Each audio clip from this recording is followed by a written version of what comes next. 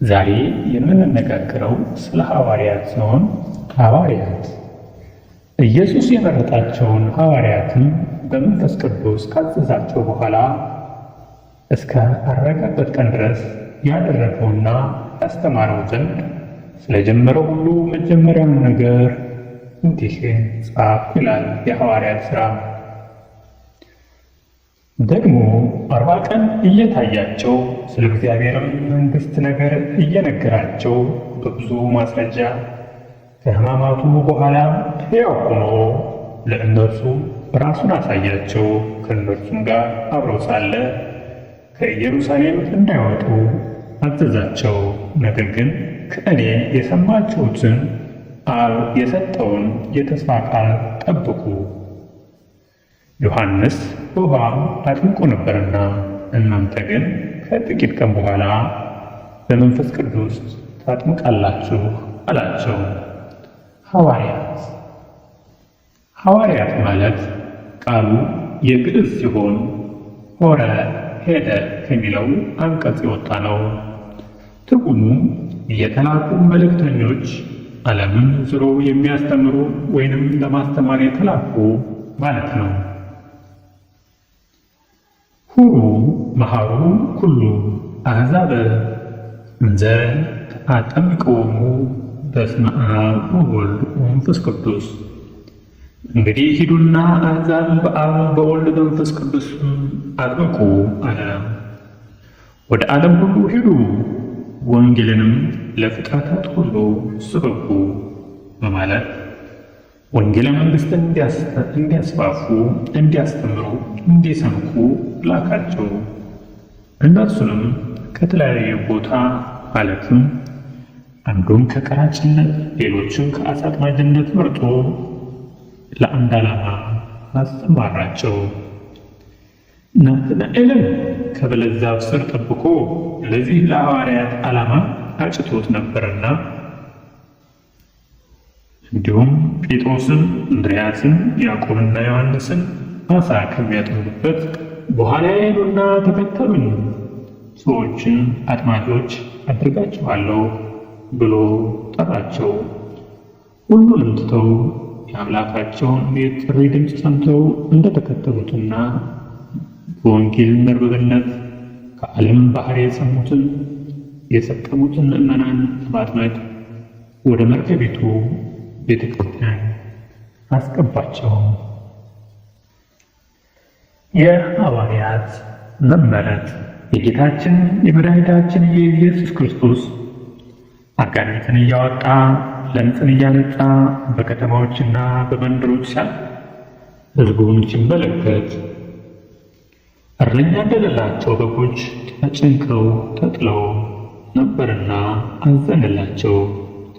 መከሩ ብዙ፣ ሠራተኞች ግን ጥቂቶች ናቸው። ከእንግዲህ የመከሩን ጌታ ወደ መከሩ ሠራተኞችን እንዲልክ ለመኑት አላቸው።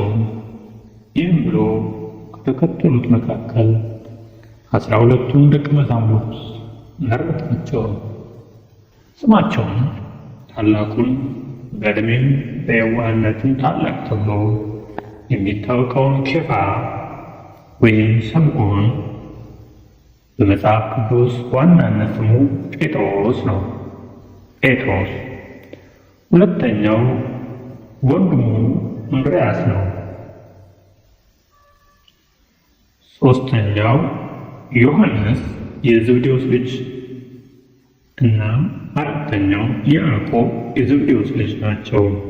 ያዕቆብና ዮሐንስ የዘብዴዎስ ልጆች ናቸው። ጴጥሮስንና ወንድሙን እንድርያስን ጠርቶ አለፍ ብሎ የዘብዴዎስ ልጆችንም በዛው ጠራቸው። አምስተኛው ፊልጶስ ነው።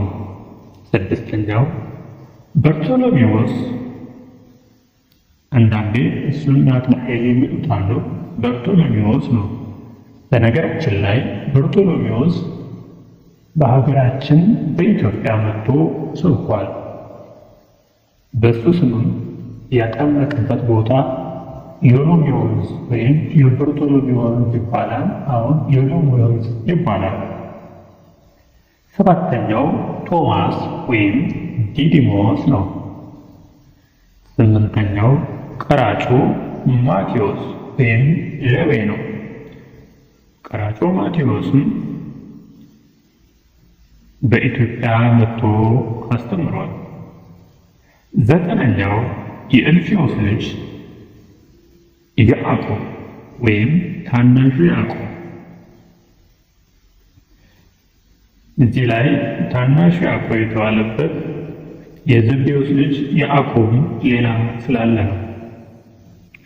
10ኛ ታዲዮስ የተባለው ዘብዴዎስ ወይም የያዕቆብ ልጅ ይሁዳ ነው። ይሁዳ ብዙ ናቸው። 11ኛ ቀነናዊው ስምዖን ይሁዳ ይባላል። ይህ ይሁዳ ስምዖን ቀነናዊው የሚባለው ቀነናዊ የሚባል አገር በአሁኗ ሊቢያ የድሮዋ አንድ የወረዳ ወይም የአንድ የክፍለ ሀገር ስሟ ነው። ከሊቢያ የሄደ ነው ማለት ነው። 12ኛ አሳልፎ የሰጡ የአስቆሮቱ ይሁዳ ነው። ስለዚህ 1ኛው ጴጥሮስ፣ 2ኛ እንድርያስ፣ 3ኛው ያዕቆብ፣ 4ኛ ዮሐንስ፣ 5ኛ ፊልጶስ፣ 6ኛ በርቶሎሜዎስ፣ 7ኛ ቶማስ፣ 8ኛ ማቴዎስ፣ 9ኛ ያዕቆብ፣ 10ኛ ይሁዳ ወይም ታዲዮስ፣ 11ኛ ስምዖን ይሁዳ ወይም ናትናኤል፣ 12ኛ የአስቆሮቱ ይሁዳ ናቸው። ሐዋርያት ጌታ ጋር አብረው ብዙ መከራን ብዙ ፈተና አይተዋል። እስኪ ጉዟቸው ምን ይመስላል? ወደ ጉዟቸው ስንሄድ ሐዋርያው ጉዞ እጅግ በጣም ፈታኝና ውስብስብነት የበዛበት መሆኑን ጌታችን መድኃኒታችን ኢየሱስ ክርስቶስ አስቀድሞ ገልጾላቸው ነበር። ውጊያው ከሥጋና ከደም ጋር ሳይሆን ከርኩሳን መናፍስት ወይም ከአጋንንት ጋር መሆኑን ገልጾላቸው ናሁ አነ አፌንወክሙ ከመ አባግዕ ማእከለ ተኩላት፣ እነሆ እኔ እንደ በጎች በተኩላ መካከል እልካችኋለሁ። እንደ ርግብ የዋህ እንደ እባብ ብልህ ሁኑ፣ ነገር ግን ወደ ሸንጎ አሳልፈው ይሰጧችኋል፣ በምኵራብም ይገርፏችኋል፣ ያሰቃያችኋል ብሎ ተልኳቸው መከራ የበዛበት እንደሚሆን አስጠንቅቋቸው አስተምሯቸው ነበር። ሐዋርያት የቤተ ክርስቲያን መሪዎች እንደመሆናቸው መጠን ብዙ ኃላፊነት ተሸክመው ነበር። በተለይም ከበዓለ ኀምሳ በኋላ 3000 የሚሆኑ ሰዎች መጠመቃቸውና ምዕመናን ቁጥር መብዛት በአይሁድና በወግ አጥባቂዎቹ ዘንድ ቁጣን አስከትሎ ነበር። እዚህ ላይ 3000 የሚሆኑ መጠመቃቸው ይሁን እንጂ መንፈስ ቅዱስ በወረደበት ጊዜ ከ5000 በላይ ምዕመናን ወደ ተዋሕዶ ተጠምቀው ነበር። በአንድ ቀን መንፈስ ቅዱስ በወረደበት ቀን። ስለዚህ ብዙ ሸክም ሆኖባቸው ነበር፣ ወይም ማስተዳደሩ ከብዶባቸው ነበር። ምክንያቱም ብዙ ስለተጠመቀ ሌሎች አይሁዳውያኖች እነ ወግ አጥባቂዎች ይህ ነገር ወዴት እየሄደ ነው ብለው ይገሏቸው፣ ሊያስሯቸው ይፈልጓቸው ነበር፣ ያሳድዷቸው ነበርና በሁሉም ዘንድ ቁጣን አስነስቶ ነበር። ሌላው ደግሞ የእስጢፋኖስ መገደል በግሪክ ቋንቋ ተናጋሪ ምዕመናን ዘንድ ታላቅ ድንጋጤና ፍርሃትን ፈጥሮ ነበር። ገድለ እስጢፋኖስ የመጀመሪያው ሰማዕት ነው። ሰማዕትነት ከሐዋርያት የተጀመረው በእስጢፋኖስ ነው። ስለዚህ እስጢፋኖስ በመሃላቸው በሕዝብ መሃል በድንጋይ ተወግሮ እንዲሞት ስለተደረገ ሁሉም ሐዋርያት በድንጋጤ ተውጠው ነበር። በተጨማሪም በዘመኑ የነበረው ንጉሥ በቤተ ክርስቲያን በአንዳንዶቹ ላይ እጁን በመጫኑ ወይም አገዛዝን ስላጠበቀ ማለት ነው። በተለይም የዮሐንስ ወንድም ያዕቆብን በሰይፍ በማስገደሉና ቅዱስ ጴጥሮስን በማሰሩ ምክንያት ፍርሃት ነግሶባቸው ነበር። እንግዲህ የሐዋርያት ጉዞ ቀስ በቀስ አደጋው እየበዛ ሄዶ ነበር። ገዳያቸው፣ አባራሪያቸው በጣም እየበዛ ሄደ። የመጀመሪያው ሰማዕት ቅዱስ እስጢፋኖስ ከሆነ በኋላ ከዛ ያዕቆብ በሰይፍ ተገደለ፣ ጴጥሮስ ታሰረ። እንዲህ እያለ ሐዋርያቶች ይሳደዱ፣ ይታሰሩ፣ ይገፉ ጀመር። ኃይለ መንፈስ ቅዱስን በጽርሐ ጽዮን ልኮላቸው ነበር። ከዕርገት በኋላ ሁለት በመሆን ዓለምን በዕጣ ተከፋፍለው ይህንንም አልጫ ወይም መጥፎ ዓለም በወንጌል ጨውነት አጣፍተው በከንቱ ዘነስአክሙ ሀበ በከንቱ የዋጋ የተቀበላችሁትን ቃሌን ያለ ዋጋ በነጻ ስጡ አስተምሩ በማለት የነገራቸውን ቃል መርህ በማድረግ ለትምህርተ ወንጌል ተሰማሩ። አስተምረውም አጥምቀው መምህራቸው ክርስቶስ እንዲህ ብሏቸው ነበር። በሕዝብ መንገድ አትሄዱ፣ ወደ ሳምራውያን መንደርም አትግቡ። ድውዮችን ፈውሱ፣ ሙታንንም አስነሱ፣ ለምጻንም አንጹ፣ አጋንንትንም አውጡ። ከአንዲቱ ከተማ መከራ ቢጸናባችሁ ወደ ሌላይቱ ከተማ ሸሹ ብሎ ለሐዋርያት እንዲህና ሌሎችም አስቀድሞ አስተምሯቸው ነግሯቸው ነበር። እነዚህ ሐዋርያት ይህን ሁሉ ያደረጉ እንጂ በእግዚአብሔር ዘንድ ስልጣናቸው ምንድን ነው የሚለውን ስናይ ክርስቶስ በዋለበት ውለው ባደረበት አድረው የቃሉን ትምህርት ከእጁ ተአምራቱን ሁሉ እየተመለከቱ ከ3 ዓመት በላይ አብረውት ቆይተው በእሱ ጋር በተለያዩ ጊዜ የተለያየ ስልጣን ሰጥቷቸዋል። ርኩሳን መናፍስት ላይ ደዌና ሕማማንን እንዳይፈውሱ ስልጣን ሰጥቷቸዋል። ይህንንም አድርገዋል። እሱ ባለበት ዘመንም አድርገዋል፣ አሳይተዋል። መንግሥተ ሰማያትን ምስጢር የማወቅ ስልጣን ሰጥቷቸዋል። በሰማይና በምድር የማሰርና የመፍታት ስልጣን ሰጥቷቸዋል። ይህም እስካሁን ድረስ በቤተ ክርስቲያን ዘንድ የካህናት ስልጣን ወይም የቀሳውስት ስልጣን ተብሎ የሚታወቀው በምድር ያሰሩት በሰማይ የታሰረ ነው። ይህ እስካሁን ድረስ የምንጠቀምበት የሐዋርያት ምሳሌ ነው። የኃጢአትን ይቅር የማለትና ያለማለት ስልጣን አላቸው። ይህም በአሁኑ ሰዓት ቀሳውስት ወይም ካህናቱ ይቅር የሚሉት ወይም ያለማለት ስልጣን አላቸው ማለት ነው። እንዲሁም ደግሞ በዳግም ምጽአት በክብሩ ዙፋን በሚመጣበት ጊዜ በ12ቱ ነገደ እስራኤል ላይ የመፍረድ ስልጣን አላቸው። ይህ የሐዋርያት ስልጣን ነው። ይህና የመሳሰሉት ስልጣን ለሐዋርያት ወይም ለአሁኑ ላሉት ቀሳውስት ካህናት ተሰጥቷቸዋል። ይህንንም እስካሁን ድረስ እየተጠቀምንበት እንገኛለን። ይህንና የመሳሰለውን ቃል ከነገራቸው በኋላ በጎችን፣ ጠቦቶችን፣ ግልገሎችን ጠብቁ ማለት ምዕመናን በ3 ክፍል ከፍሎ የእረኝነትን ስልጣን ሰጥቷቸዋል። ይህ ለሐዋርያት በሐዋርያት ዘመን ለነበሩ ብቻ ሳይሆን ሐዋርያት ከዘመን በኋላ ለሚነሱ ካህናት፣ ምዕመናን የተሰጠ ስልጣን ነው። እንግዲህ በነቢያትና በሐዋርያት መሰረት ላይ ታንጻችኋል ይላልና በሐዋርያት የነቢያት ተከታዮች ናቸውና እስኪ እያንዳንዳቸውን በስማቸው ከጠቀስን ትንሽ ስለ እያንዳንዱ እንነጋገር። የመጀመሪያው ቅዱስ ጴጥሮስ ነው። ቅዱስ ጴጥሮስ በአርማይክ ኬፋ፣ በግሪክ ደግሞ ጴጥሮስ በመባል ይጠራል። ትርጉሙ አለት ማለት ነው።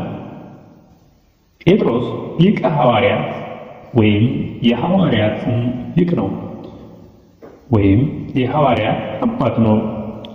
የትውልዱ ቦታም ቤተ ሳይዳ ነው። አባቱ ከነገደ ሮቤል ሲሆን እናቱ ከነገደ ስምዖን ናት። በዚህ ምክንያት ስምዖን ተብሎ ተጠራ። እርሱም ከቤተ ሳይዳ በገሊላ ባህር አጠገብ ከወንድሙ ከእንድርያስ ጋር ዓሣ ሲያጠምድ ጌታችን መድኃኒታችን ኢየሱስ ክርስቶስ በገሊላ ወንዝ አጠገብ ሲያልፍ አገኛቸውና ተከተለኝ አላቸው። ሁለተኛው ቅዱስ እንድርያስ ነው። ቅዱስ እንድርያስ ሐዋርያው የቅዱስ ጴጥሮስ ወንድም ነው። እንድርያስ ማለት በኵረ ሐዋርያት ማለት ነው። አንድም እንድርያስ ማለት ጽንዑ ማለት ነው። አባቱ ከነገደ ሮቤል እናቱ ከነገደ ስምዖን ናቸው። በኵረ ሐዋርያት ማለት ከሐዋርያት በፊት ጌታችን መድኃኒታችን ኢየሱስ ክርስቶስ መጀመሪያ ያገኘው እሱን ነበርና ነው። ከዚህ በመቀጠል ሦስተኛው ያዕቆብ ነው።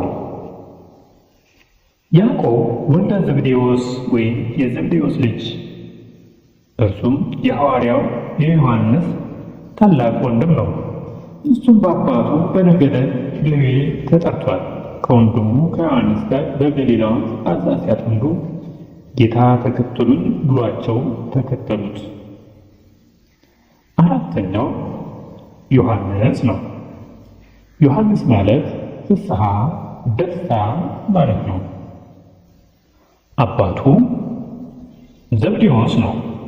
ነገር ግን በእናቱ ነገድ በነገደ ይሁዳ ነው የተጠራው።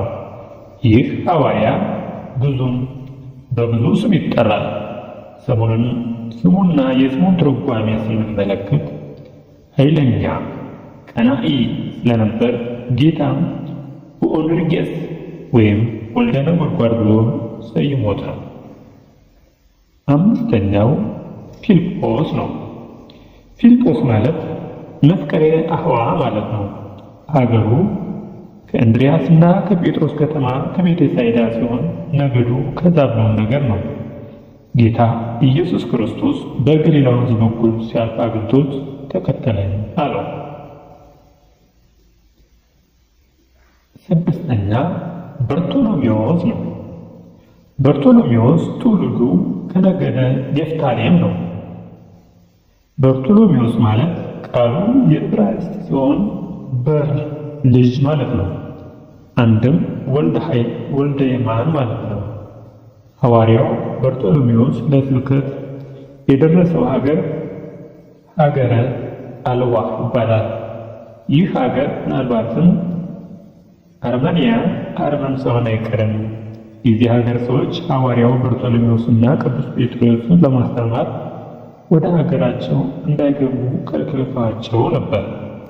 ወደ ሀገራችን ወደ ኢትዮጵያ መጥቶ አስተምሯል። በርቶሎሜዎስ በስሙም እንዳየነው የሎሚ ወንዝ ወይም የበርቶሎሜዎስ ወንዝ ይባላል። ምዕመናንን ያጠመቀበት ቦታ ወንዝ ማለት ነው። ሰባተኛው ቶማስ ነው። ቶማስ በአርማይክ ቋንቋ ሲሆን ዲዲሞስ ደግሞ በግሪክ ነው። ትርጉሙም መንታ ማለት ነው። ስምንተኛ ማቴዎስ ነው። ማቴዎስ ማለት ሩይ አመጽብሃን ማለት ነው። ነገዱም ከይሳኮር ነገድ ነው። አባቱ እልፍዮስ ይባላል። ዘጠነኛ ያዕቆብ ወልደ እልፍዮስ ነው። የእልፍዮስ ልጅ ያዕቆብ ማለት ሸኮና ያዥ ማለት ነው። ትውልዱ ከነገደ ጋድ ነው። አባቱ እልፍዮስ ይባላል። ከወንድሞቹ ከሐዋርያት ጋር በመሆን ወንጌለ መንግሥቱን ለፍጥረት ሁሉ ሰብኳል። አስረኛው ታዲዮስ ነው። ታዲዮስ ሌላ ስሙ ዘብዴዎስ ነው። ዘብዴዎስ ማለት ዓሣ አስጋሪ ማለት ነው። አንድም ዘብዕ ወማዕረግ ማለት ነው። ኦሪትን እንደ ዘረ ወንጌል እንደ ምክር አድርጎ አስተምሯልና። 11ኛ ከነነዌው ስምዖን ወይም ቀናተኛው ነነዌዊ ስምዖን ነው። ስምዖን ነገዱ ከነገደ ብንያም ነው። ቀናተኛው ስምዖን ይለዋል። ይህም የተባለበት ምክንያት ለሕግ አምላኩ ቀናኢ ስለሆነ ነው። ቀነናዊ የተባለው የቃና ሰው መሆኑ ነው። ናትናኤልም ተብሎ ተጠርቷል። ጓደኛው ፊልጶስ ወደ ጌታ ሲያመጣውና ጌታችን ኢየሱስ ክርስቶስ ለመጀመሪያ ጊዜ ሲያገኘው ተንኮል የሌለበት የእግዚአብሔር ሰው ብሎ መስክሮለታል። 12ኛው ይሁዳ አስቆሮታዊው ነው። ይሁዳ ማለት ታማኝ ማለት ነው። ትውልዱ ከነገደ ዳን ነው። ዳን ወንድሙ ዮሴፍን በ30 ብር እንደሸጠ ይሁዳም ጌታውን በ30 ብር ሽጧል። የተወለደው ቂያትር አጾርት የሚባለው የአስቆርቱ አውራጃ ንዑስ ክፍል ነው። እንግዲህ ሌላው ከ12ቱ ሌላ ሐዋርያት ተብሎ የተመረጠው ማትያስ ማለት የአስቆሮቱ ይሁዳ ጌታውን በ30 ብር አሳልፎ ከሸጠው በኋላ በይሁዳ እግር ሐዋርያው ቅዱስ ጴጥሮስ ከ120 ማህያዊ ሰዎች መካከል በይሁዳ ምትክ ይሁዳ በጠዋት በዚች ሐዋርያት አገልግሎት አንድ ሰው እንዲተካ በተናገሩ መሰረት ሁሉም ተስማምተው በርስያን የተባለውን ዮሴፍንና ማትያስን ሁለቱን አቅሞ ከጸለዩ በኋላ ዕጣ ሲወጣጣ ለማትያስ ወደቀ። እርሱም ከ11 ሐዋርያት ጋር ተቆጠረ። ሌላው ሐዋርያ ቅዱስ ጳውሎስ ነው። ቅዱስ ጳውሎስ የቀድሞ ስሙ ሳውል ይባል ነበር። ሳውል በብሉይ የወጣለት ስሙ ሲሆን ጳውሎስ ግን የሐዲስ ኪዳን ስሙ ነው። ሳውል በዕብራይስጥ ሲሆን ጳውሎስ በሮማውያን ቋንቋ ነው። እንግዲህ ክቡራን የመስቀል ኅሊና ቤተሰቦች ዛሬ ስለ ሐዋርያት ወይም ስለ ደቀ መዛሙርት የተነጋገርነው ይህን ይመስል ነበር። በሌላ ጊዜ እስክንገናኝ ድረስ መልካም ጊዜ ይሁንላችሁ። ሰላማችሁ ይብዛ። ክቡራን የመስቀል ኅሊና ቤተሰቦች በአገር ውስጥም በውጭም ያላችሁ መስቀል ኅሊናን ስለተከታተላችሁ እናመሰግናለን። ፈጣሪ አምላክ ከሁላችን ጋር ይሁን። ሀገራችን ሰላም ያደርግልን።